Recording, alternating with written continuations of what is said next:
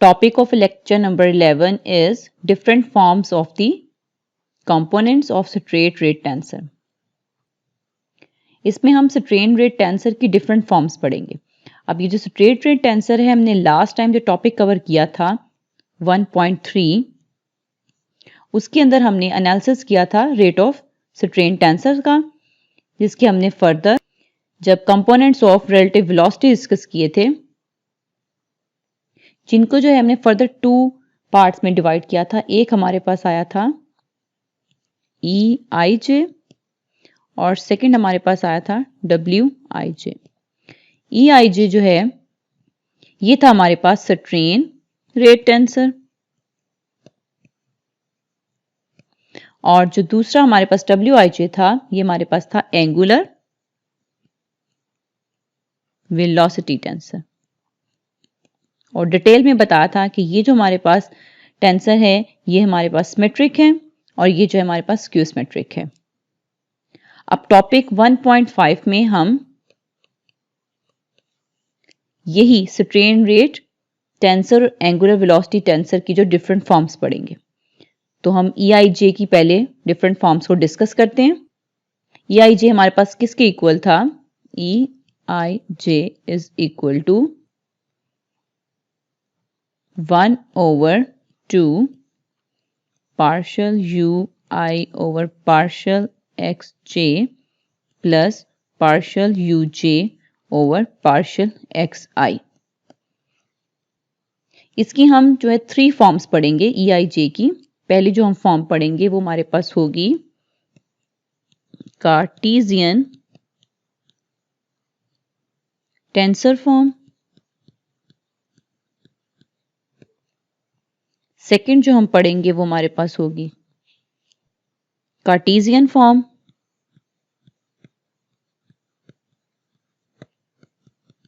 और जो third one हम पढ़ेंगे वो पढ़ेंगे सिलेंड्रिकल फॉर्म।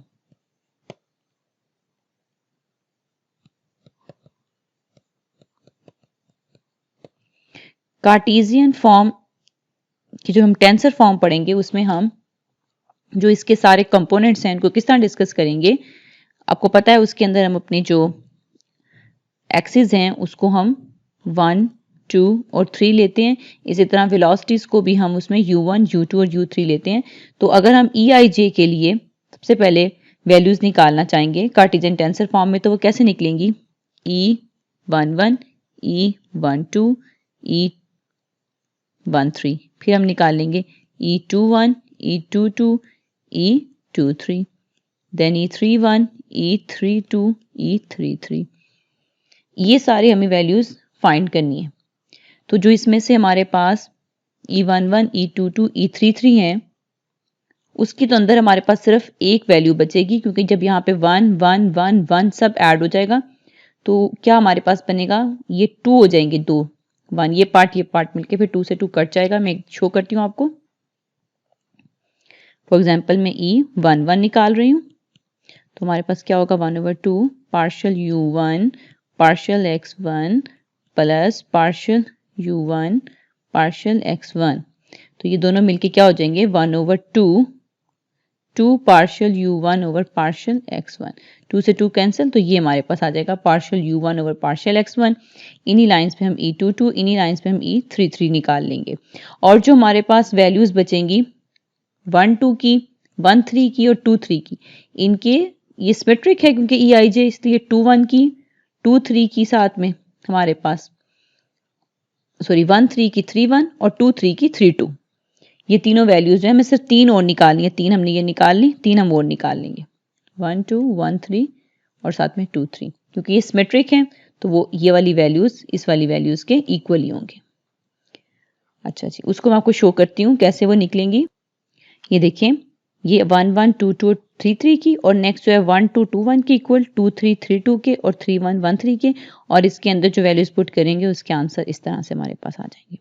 अब जब इसी कार्टेशियन टेंसर फॉर्म से हम देखना चाहेंगे अपनी कार्टेशियन फॉर्म को, तो ये जो हमारे पास U1, U2, U3 है ये कन्वर्ट हो जाएगा किसमें? U, V और W में।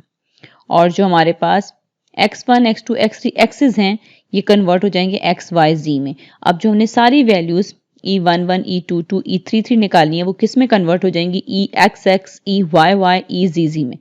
तो ये हमारे पास कार्टेशियन फॉर्म इस तरह से आ जाएगी। ठीक है, और सिलेंड्रिकल में आपको पता है velocities VR, V theta, VZ में शिफ्ट हो जाएंगी, और ये हमारे पास जो एक्सिस हैं वो R थीटा Z हो जाएंगे। तो उनके अकॉर्डिंग भी हम वैल्यूज इसमें पुट करके उनके आंसर्स निकाल लेंगे। स्फेरिकल फॉर्म जो है हमारे आउटलाइन में नहीं है, हम स्किप कर देंगे। उसके बाद हमारे पास है different forms of the components of angular vector. जैसे हमने कंपोनेंट निकाला EIJ, बिल्कुल इन्हीं लाइंस पे हम जो है अब कंपोनेंट एंगुलर वेलोसिटी वेक्टर का निकालेंगे। मैं आपको शो करती हूँ। ये देखिए, जैसा ये EIJ था, इसकी वैल्यू हमारे पास 1/2 partial UI partial XJ plus partial UJ partial XII थी। तो हमारे पास EIJ की जगह जो नेक्स्ट है WIJ, वो हमारे पास सेम यही आ जाएगा, बस यहाँ पे प्लस की जगह माइनस आ जाएगा। ठीक है, बाकी हमारे पास सेम फैक्टर वही हो जाएगा WIJ के लिए। तो इसको हम कैसे देखेंगे? बिल्कुल सेम टू सेम वैसे ही हम इसके लिए भी कार्टेशियन टेंसर फॉर्म निकालेंगे, और इनके लिए W11, W22, W33 जब हमने फाइंड किए थे वो 0 हो गए थे, तो वो स्किप हो जाएंगे। तो पीछे बचेंगे 3, 2, 2, 3 की। ये स्क्यू सिमेट्रिक है इसलिए इनके साथ माइनस आ जाएगा, और उनकी नोटेशन जो है हमने वो W1 star, W2 star, W3 star पहले भी यूज़ की थी, वही दोबारा यूज़ करेंगे। तो ये हमारे पास इन तीनों के लिए वैल्यूज आ जाएंगी। इन्हीं लाइन पे कार्टेशियन फॉर्म निकालेंगे और इन्हीं लाइंस पे हम सिलेंड्रिकल फॉर्म निकालेंगे। स्फेरिकल फॉर्म इसकी भी स्किप कर देंगे। अब हम अपने मेन टॉपिक पे आ जाते हैं। हमारा मेन टॉपिक है आज का 1.7 stress strain rate relationship for a Newtonian fluid. और इस टॉपिक को स्टार्ट करने से पहले जो मैं एक्सप्लेन कर दूं न्यूटोनियन फ्लूइड हमारे पास क्या है। इसको हमने लास्ट सेमेस्टर में पढ़ा था, इफ यू रिमेंबर, कि अगर हमारे पास स्ट्रेस और स्ट्रेन के दरमियान जो रिलेशनशिप है वो लीनियर हो जाए, तो हम बोलेंगे हमारे पास जो फ्लूइड्स हैं वो न्यूटोनियन फ्लूइड हैं। यानी अगर इनके दरमियान जो रिलेशन है वो लीनियर है तो फ्लूइड्स क्या हैं? वो न्यूटोनियन है। इसके लिए हमने एक रिलेशन भी निकाला था। हमारे पास वो रिलेशन था इस तरह से कि स्ट्रेस जो है हमारे पास du/dy स्ट्रेन रेट के इस तरह रिलेशन में है। ठीक है, लेकिन जो हमने लास्ट सेमेस्टर के अंदर फ्लूइड स्टडी किया था वो हम लेते थे इनविसिड फ्लूइड। कौन सा फ्लूइड लेते थे हम? Inviscid fluid. अब जो हम फ्लूइड इसमें लेते हैं वो हमारे पास आता है विस्कस फ्लूइड। इस सेमेस्टर में जो हम स्टडी कर रहे हैं उसके अकॉर्डिंग फिर हमने तब देखना है कि जो ये हमारे पास रिलेशन है ये सिर्फ हम लोगों ने एक ही डायरेक्शन में चेक किया था। अगर अब हम इसको हर डायरेक्शन में चेक करना चाहते हैं, एक्स एक्सिस के लॉन्ग, वाई एक्सिस के लॉन्ग, जी एक्सिस के लॉन्ग, टेंजेंशियल, हर साइड पे इसको स्टडी करना चाहते हैं, तो फिर क्या होगा हमारे पास? उस चीज़ को हम देख लेते हैं फिर हमारे पास क्या होगी। उसके लिए हम ऐसा करते हैं, पहले अपने फ्लूइड को कंसिडर कर लेते हैं कि वो पहले रेस्ट की पोजीशन में ले लेते हैं उसको, और फिर बाद में हम उसकी मोशन कंसिडर कर लेंगे। अब रेस्ट की कंडीशन में आपको अच्छे से पता है कि जो हमने रेस्ट की कंडीशन पढ़ी हुई है उसके अंदर जब हम स्ट्रेस को अपने पढ़ते हैं तो क्या होता है, इसके अंदर सिर्फ जो हमारा नॉर्मल कंपोनेंट है उसकी वैल्यू आती है, जो हमारा टेंजेंशियल कंपोनेंट है स्ट्रेस का उसकी कोई वैल्यू नहीं आती। यानी एक्सप्लेन कर देती हूँ, जो हमारे पास इस केस के अंदर स्ट्रेस इन्वॉल्व होगी रेस्ट केस के अंदर, वो क्या होगी? सिर्फ प्रेशर इन्वॉल्व होगा जो नॉर्मल डायरेक्शन में लग रहा होगा, बस इसकी डायरेक्शन ऑपोजिट होगी। लेकिन कोई भी टेंजेंशियल कंपोनेंट इस सूरत में जो है वो नहीं एक्ट कर रहा, बिकॉज अगर टेंजेंशियल एक्ट करेगी स्ट्रेस तो वो हमारा जो फ्लूइड है वो मोशन में आ जाएगा, कि मोशन तब स्टार्ट होती है जब टेंजेंशियल स्ट्रेस अप्लाई होती है। तो रेस्ट की कंडीशन में सिर्फ हमारे पास नॉर्मल स्ट्रेस अप्लाई होगी, जिसको हम बोलेंगे सिंपल प्रेशर जो है वो अप्लाई हो रहा है, जिसकी वैल्यू जो है हमारे पास -P होगी। तो इट्स मीन मैं ये कह सकती हूँ सिर्फ मेरे पास कौन कौन सी वैल्यूज होंगी? नॉर्मल वैल्यूज होंगी,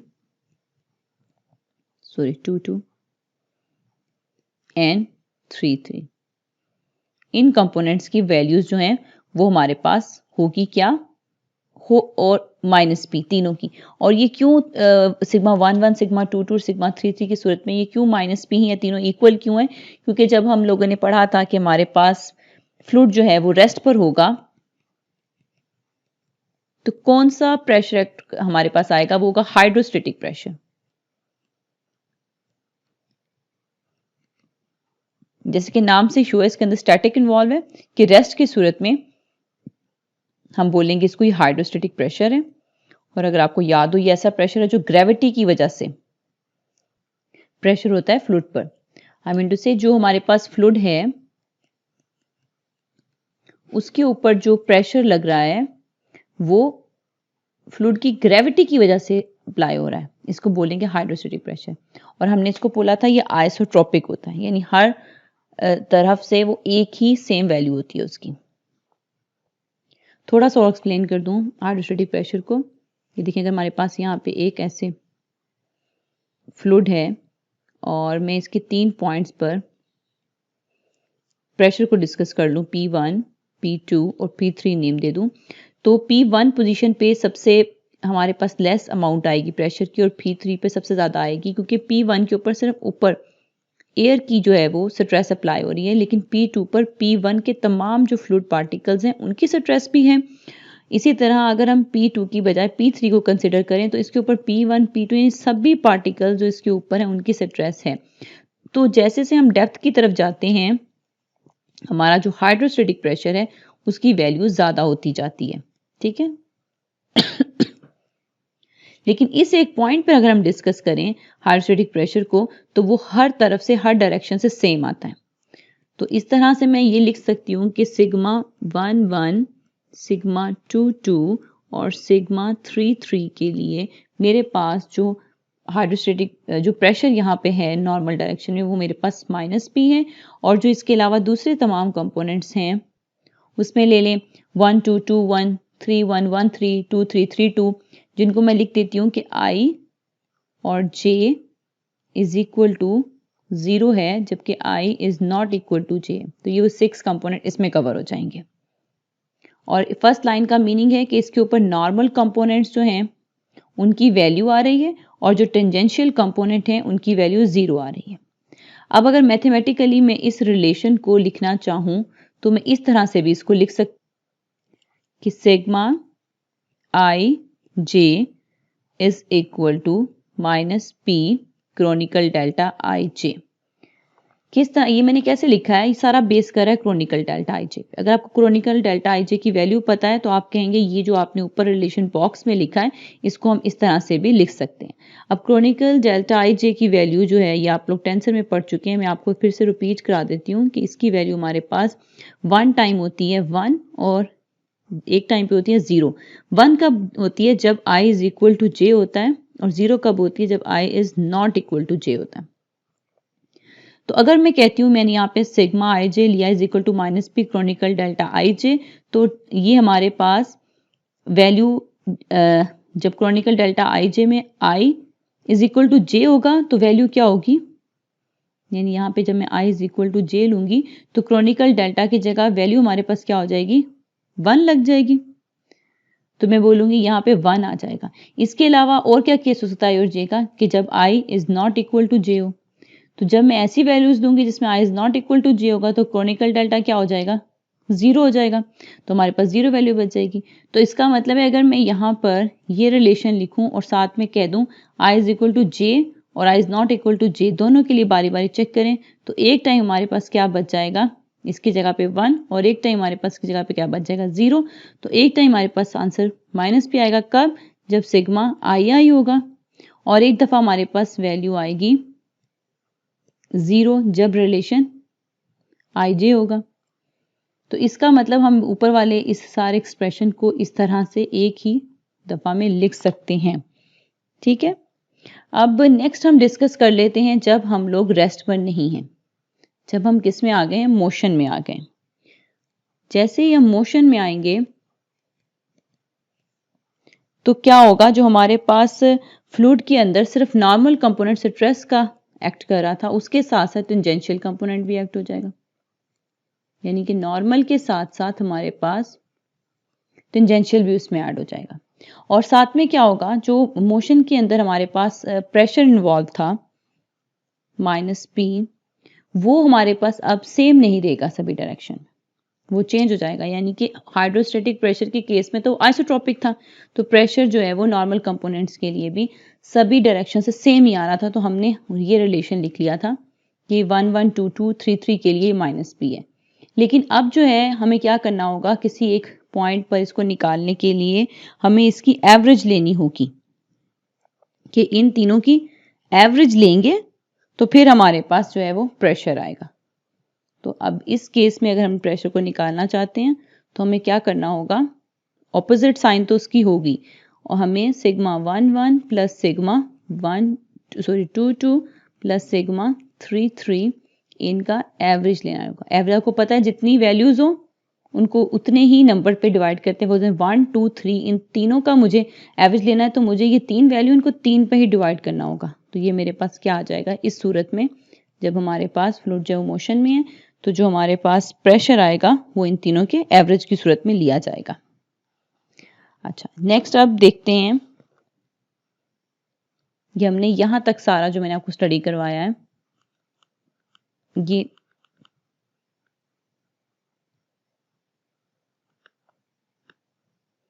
ठीक है, ये सारा हमने कवर कर लिया। और इसमें जो है ये लाइन आपको बिल्कुल क्लियर नजर आ रही है, when the viscous fluid is in motion the tangential stresses are then non zero.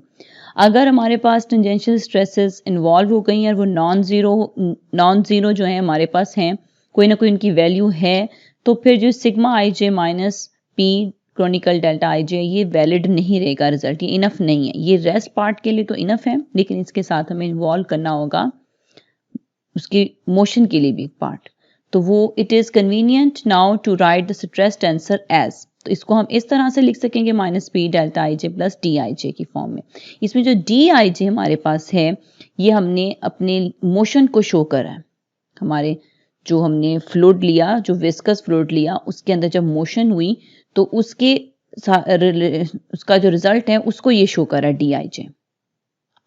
और इस पार्ट को जो है हमने बोला या तो ये हमारे पास है विस्कस स्ट्रेस टेंसर या फिर डिवाट्रिक स्ट्रेस टेंसर, ये डीआईजे को जो मोशन की वजह से आया। अगर मोशन की वजह से आया तो इसके अंदर स्ट्रेस जो है वो टेंजेंशियल स्ट्रेसेस भी इन्वॉल्व हो गई। तो अगर मैं इक्वेशन 3 को जो है मैट्रिक्स फॉर्म में ओपन करके देखूं तो हम लिख सकते हैं इसको इस तरीके से, क्योंकि क्या है ये रेस्ट का पार्ट है, ये मोशन का पार्ट है। रेस्ट के पार्ट में सिर्फ नॉर्मल कंपोनेंट्स थे हमारे पास, उनकी वैल्यू -P थी और बाकी तमाम कंपोनेंट्स हमारे पास जीरो थे।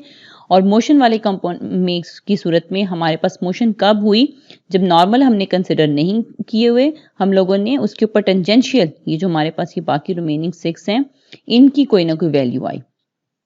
तो ये बात अंडरस्टूड है। अगर हमारे पास कोई स्टेशनरी फ्लूइड है यानी रेस्ट की फ्लूइड की बात हो रही है तो ये वाला पार्ट हम जीरो कर देंगे, सिर्फ हम इस पार्ट के साथ लेफ्ट कर जाएंगे। अब हमने जो है इस टीआईजे की एनालिसिस करना है, इसके बारे में पढ़ना है। तो एक्सपेरिमेंटली जो है on A high degree of accuracy पर न्यूटोनियन फ्लूइड के लिए इस स्ट्रेस टेंसर का जो है एक रिलेशन निकाला गया। वो रिलेशन हमारे पास डीआईजे इक्वेशन नंबर 5 में लिखा हुआ है। ये रिलेशन जो है पहले कहीं हमने प्रूव नहीं किया, पहले कहीं निकाला नहीं है, ये एक्सपेरिमेंटली जो रिजल्ट आया वही यहाँ पर लिखा हुआ है। और इस रिजल्ट के नीचे लिखा हुआ है हमारे पास इसके टोटल 81 हमारे पास बनेंगे कंपोनेंट्स। तो वो कैसे बनेंगे मैं आपको बताती हूँ।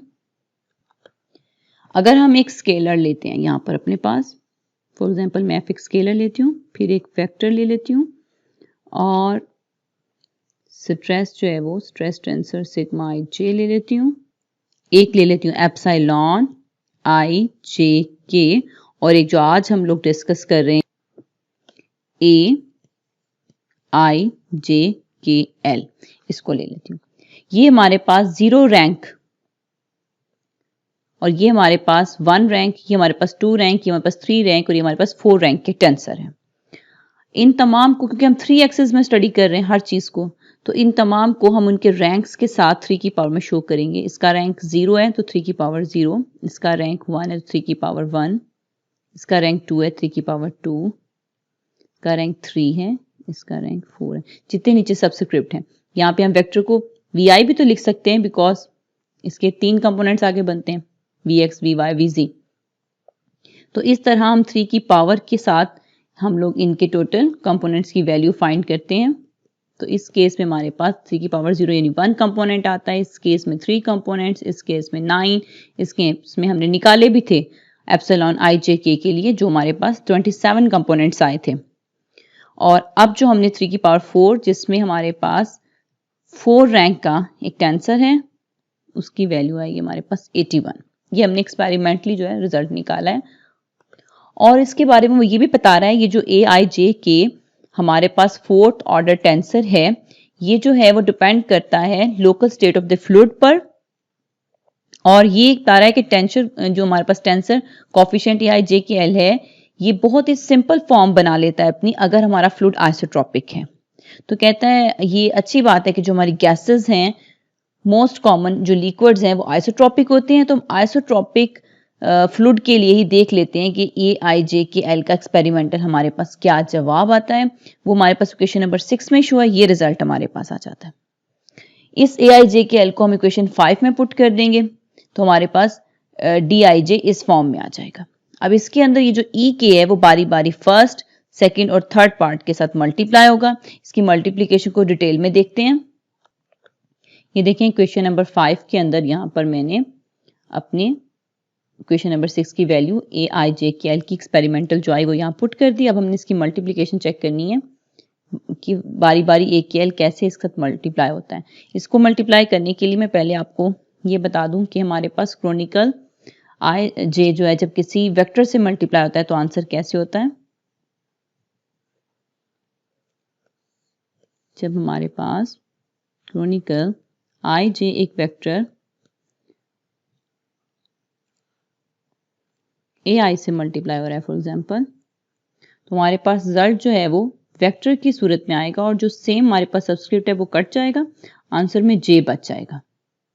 और इसी तरह अगर क्रोनिकल आई जे जो है वो किसी एक वेक्टर जे के इस तरह एक वेक्टर से मल्टीप्लाई हो रहा है तो फिर भी इसका आंसर हमारे पास आएगा ए, और जो चीज सेम है वो कट जाएगी, पीछे बच जाएगा आई के।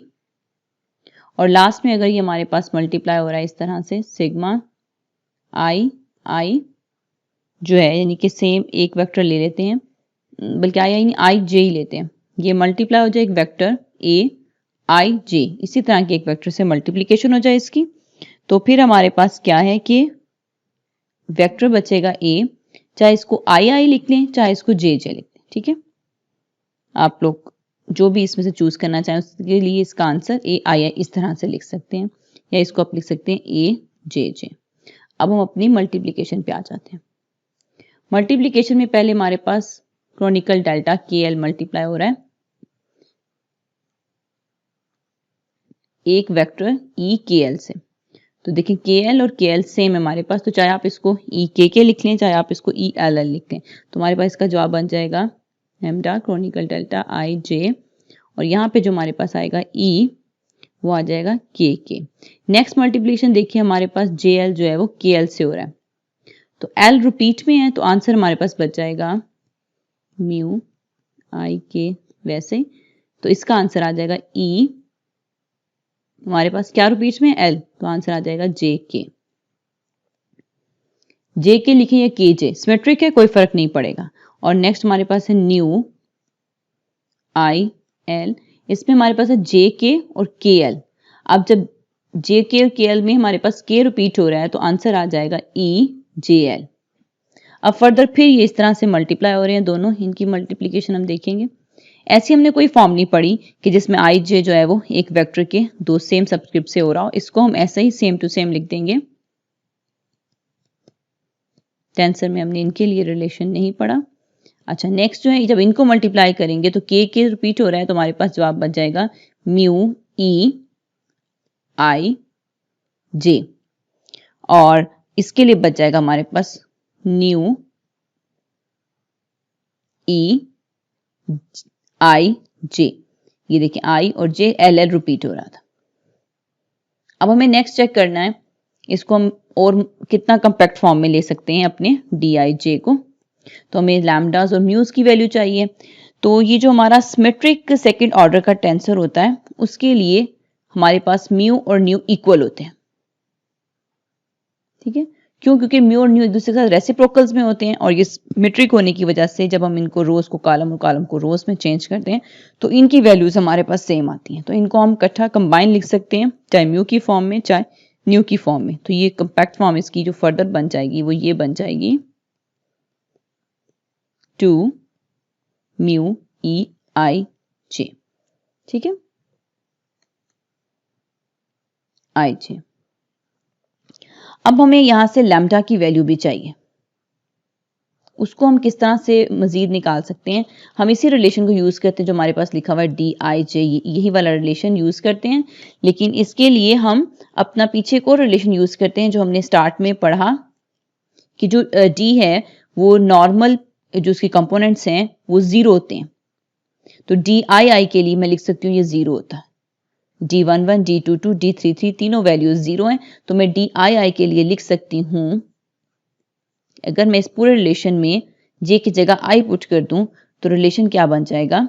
लैम्डा क्रॉनिकल I E के वैसे ही रह जाएगा 2 म्यू E I। ठीक है, तो अब फर्दर DII के लिए मैंने कहा कि ये जीरो हो गया तो मेरे पास यहां बच गया लैम्डा। और इसको क्या लिख सकती हूँ क्रॉनिकल II को? अगर मैं इन सबको देखूं तो आई कौन कौन से हैं? Delta 11 plus Chronicle delta 22 plus Chronicle delta 33 और ई के साथ में वैसे आ जाएगा प्लस 2 म्यू। अब आई लिखें, जे लिखें, के लिखें, ये सेम चीज है ये और ये। तो मैं इसको यहां पर ई के भी लिख सकती हूँ। सबस्क्रिप्ट है ना, वैल्यू तो सेम उसके लिए आएगी। जो मैंने पूरे को आई में चेंज कर लिया, इट्स मीन चाहे मैं यहाँ पे लिख दूं आई, चाहे मैं यहाँ पे लिख दूं आई, चाहे मैं यहाँ पे के डमी वेरिएबल्स हैं, इनसे कोई फर्क नहीं पड़ेगा। तो फर्दर ये हमारे पास आ जाएगा लैम्डा। तो इसकी वैल्यू क्या होती है नॉर्मल्स के लिए? Kronecker delta I is equal to J के लिए, यानी सेम वैल्यूज के लिए किस क्या होता है? 1 के इक्वल। तो यहाँ आ जाएगा 1 1 1 ई के प्लस 2 म्यू ई के। यहां से हमारे पास आ जाएगा 3 लैम्डा और ई के को कॉमन ले लेते हैं, अंदर बचेगा 2 म्यू ई के जो कि वहां जाके डिवाइड हो जाएगा। तो इस तरह से हमारे पास जो वैल्यू बच जाएगी लैम्डा की वो आ जाएगी 3 lambda plus 2 mu is equal to 0। और ये जो है हमारे पास लैम्डा की वैल्यू फिर क्या आ जाएगी? -2/3 म्यू। इस लैम्डा की वैल्यू को हम अपने रिलेशन में पुट कर देंगे जो हमने ऊपर अभी फाइंड किया है, ये वाला रिलेशन DIJ यहां पुट कर देंगे लैम्डा की वैल्यू। जब ये पुट करेंगे तो यहां पे हम लैम्डा की वैल्यू क्या आ जाएगी हमारे पास? जो हमने अभी फाइंड किया वो लगा देते हैं। तो वो आ गई -2/3 म्यू। यही निकालिए ना हमने अभी नीचे वैल्यू, ये देखिए -2/3 म्यू लैम्डा। तो हमारे पास ये रिलेशन आ गया, ये वाला DIJ का।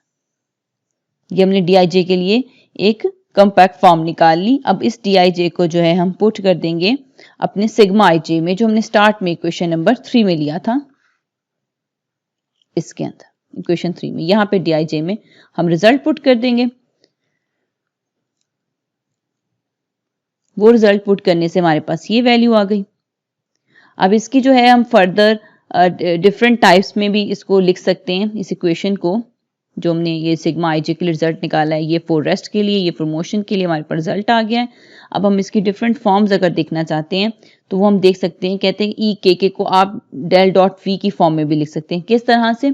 ई के जो है वो क्या है? E11 plus E22 plus E33 का सम है। और ये हमने सारे कैलकुलेट किए हैं अभी जब हमने कार्टेशियन टेंसर फॉर्म पढ़ी थी स्ट्रेन रेट टेंसर के लिए। तो ये वो वहां पे तीनों लिखती है, उनको ऐड किया।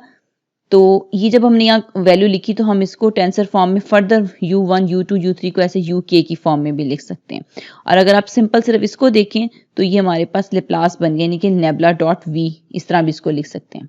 तो हमने E के से रिलेशन देखा कि E के को अगर हम एक्सपेंड करते हैं तो हम इसको इस तरह partial UK over partial X के भी लिख सकते हैं और डेल डॉट वी भी लिख सकते हैं। तो अपने रिलेशन को हम इस तरह इस फॉर्म में भी लिख सकते हैं, यूकेके की फॉर्म में।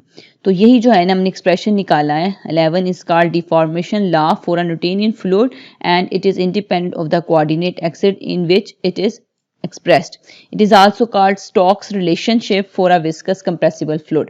और कहता है अब ये जो हमने रिलेशन 11 में निकाला है इसको हम क्या नाम देंगे, ये हमारे पास स्टोक्स रिलेशनशिप आ गया। तो पेपर में जरूरी नहीं है क्वेश्चन इसी तरीके से ही आपको आए, अगर आपको पेपर में इस तरह से आता है स्टोक्स रिलेशनशिप लिखें तो भी आपने क्वेश्चन 11 ही ड्राइव करना है, और अगर आपको स्ट्रेन और स्ट्रेस का रिलेशनशिप दे दिया जाए फॉर न्यूटोनियन फ्लूइड तो भी आपने यही टॉपिक निकालना है। और अगर आपको फॉर मोशन विस्कस फ्लूइड की फॉर मोशन के लिए पूछा जाए कि उसका क्या आंसर है, एक्सपेरिमेंटली वो क्या निकलता है, तो भी आपने यही टॉपिक कवर करना है। अच्छा, और अगर एक्स्ट्रा साथ ही कह दिया जाए कि कंप्रेसिबल फ्लूइड के साथ साथ नॉन कंप्रेसिबल फ्लूइड के लिए रिलेशन लिखें, तो आपको पता है नॉन कंप्रेसिबल फ्लूइड में डेल डॉट वी जो है वो इक्वल टू 0 हो जाता है। तो उसकी वैल्यू अगर आप यहाँ डालेंगे तो वो 0 हो जाएगी, ये वाला फैक्टर। तो सिर्फ हम इस फैक्टर के साथ लेफ्ट कर जाएंगे, तो हम लिख सकते हैं सिग्मा आई जे जो है वो सिर्फ क्या आंसर आ जाएगा for incompressible minus P Kronecker delta I J plus 2 mu E I J, यहाँ तक इतना हिस्सा कट जाएगा। तो ये हमने इनकम्प्रेसिबल के लिए पढ़ लिया। अब यहाँ पे हमारा ये वाला टॉपिक कंप्लीट हो गया।